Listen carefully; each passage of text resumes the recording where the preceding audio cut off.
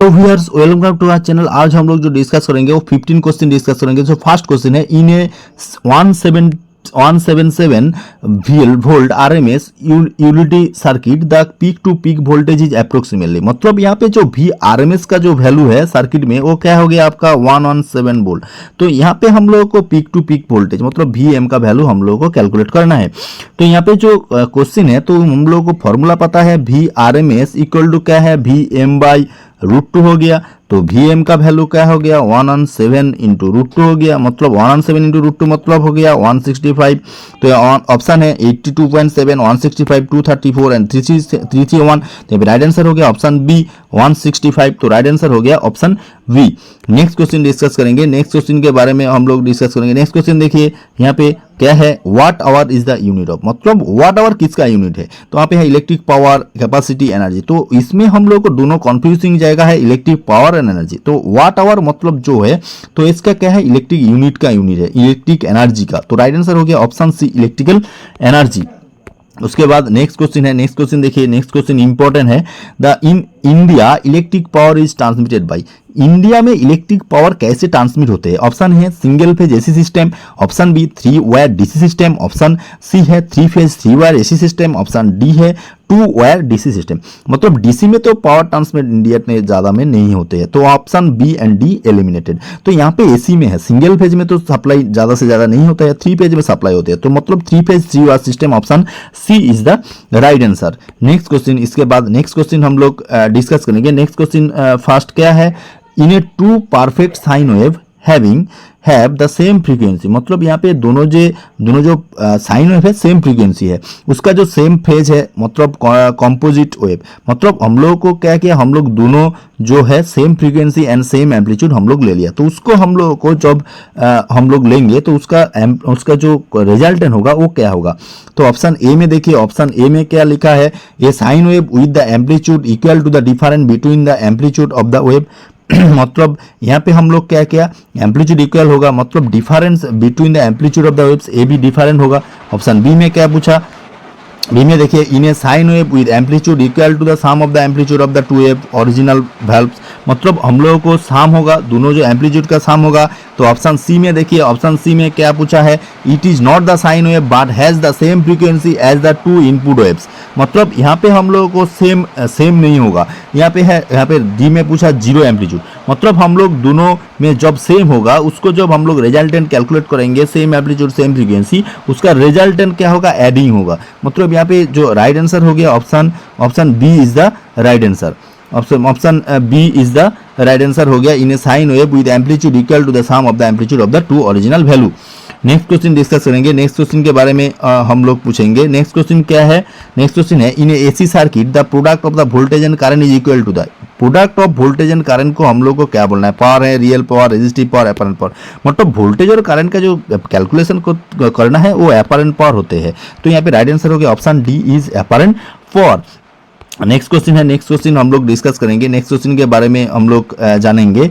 तो उससे पहले हमारा जो चैनल है, जो सब्सक्राइब नहीं किया प्लीज सब्सक्राइब कीजिए और बेल आइकन भी प्रेस कीजिए। तो यहाँ पे क्या क्या एडवांटेज ऑफ एसी पावर के बारे में पूछा। तो advantage of the AC over the DC of the utility application is.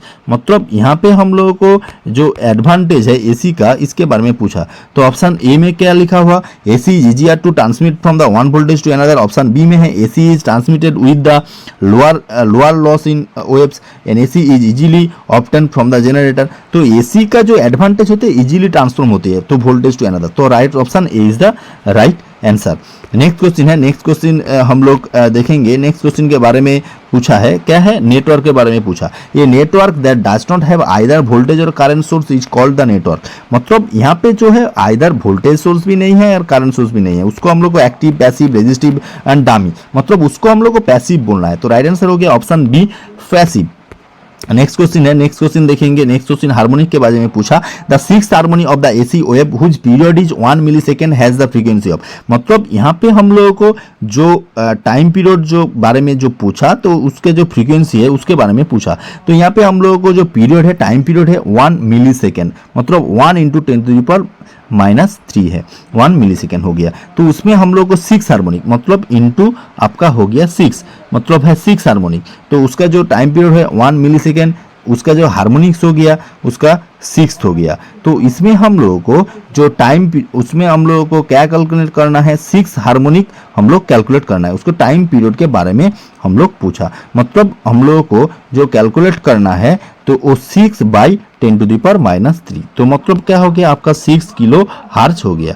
तो इसमें हम लोगों को राइट आंसर हो गया फ्रीक्वेंसी का वैल्यू जो होगा, frequency equal to 1 by time period 1/t, तो इसलिए हम लोग क्या किया 1/10⁻³ कर दिया, 6 हार्मोनिक इंटू 6। मतलब यहाँ पे सिंपली हम लोग कैलकुलेट करेंगे टाइम पीरियड इक्वल टू क्या हो गया आपका 1/1 इंटू 10⁻³ यहाँ पे हम लोगों को -3, तो यहाँ पे हम लोग 6 हार्मोनिक मतलब इंटू 6 मतलब 6/10⁻³ मतलब 6 किलो हार्ज। तो राइट आंसर हो गया option D 6 kilo hertz.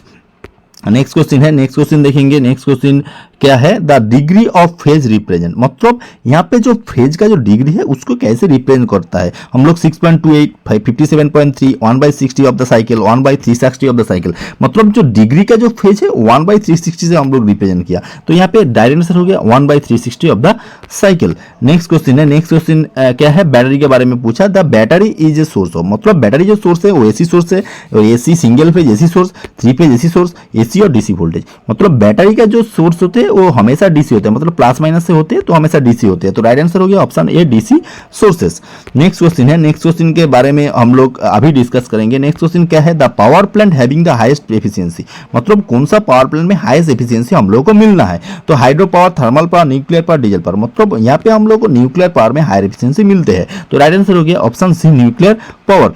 Next question discuss करेंगे। नेक्स्ट क्वेश्चन है स्पेसिंग के बारे में पूछा, as the spacing between the plates in the capacitor is made smaller, मतलब यहाँ पे हम लोगों को द स्पेसिंग जो है पॉजिटिव एंड नेगेटिव कैपेसिटर में इसका जो स्पेसिंग जो है इस डिस्टेंस है, डिस्टेंस हम लोग शॉर्ट कर दिया मतलब स्मॉलर हो गया। तो उसमें क्या है, capacitance value increase, capacitance decrease, capacitance diagnose change, resistance increase, मतलब जो डिक्रीज किया तो उसकी कैपेसिटेंस वैल्यू क्या होगा, इंक्रीज होगा। तो option A is the right answer. Next question है, नेक्स्ट क्वेश्चन देखेंगे। नेक्स्ट क्वेश्चन इंपॉर्टेंट है, क्या क्या यहाँ पे 5 कैपेसिटर और 0.05 microfarad capacitor connected in parallel the equivalent capacitor, मतलब यहाँ पे इक्विवेलेंट कैपेसिटर का फॉर्मूला क्या है, C equal to C1 plus C2 plus C3, मतलब सब समेसन होगा, मतलब 5 इंटू क्या हो गया आपका 0.5 मतलब क्या हो गया आपका 0.25 फैराड। तो यहाँ पे राइट आंसर हो गया option B 0.25 farad. Next question है, नेक्स्ट क्वेश्चन हम लोग अभी डिस्कस करेंगे जो क्वेश्चन नंबर 45 है। ये क्या है, the current gain of the bipolar transistor drops the higher frequency because, मतलब आपका जो बाइपोलर ट्रांजिस्टर में हायर ड्रॉप होते हैं उसका रीजन क्या है, उसका जो क्या है, transistor capacitance, high current effect of in the base, plastic, inductive element, early effect, मतलब यहाँ पे जो होते हैं ट्रांजिस्टर कैपेसिटेंस। तो राइट आंसर हो गया ऑप्शन ए। तो हम लोग 15 क्वेश्चन डिस्कस किया, किसी में कुछ डाउट है, कुछ प्रॉब्लम है तो हमारा कमेंट बॉक्स में जरूर कमेंट कीजिए, बेल आइकन प्रेस कीजिए। For thanks for watching my this video.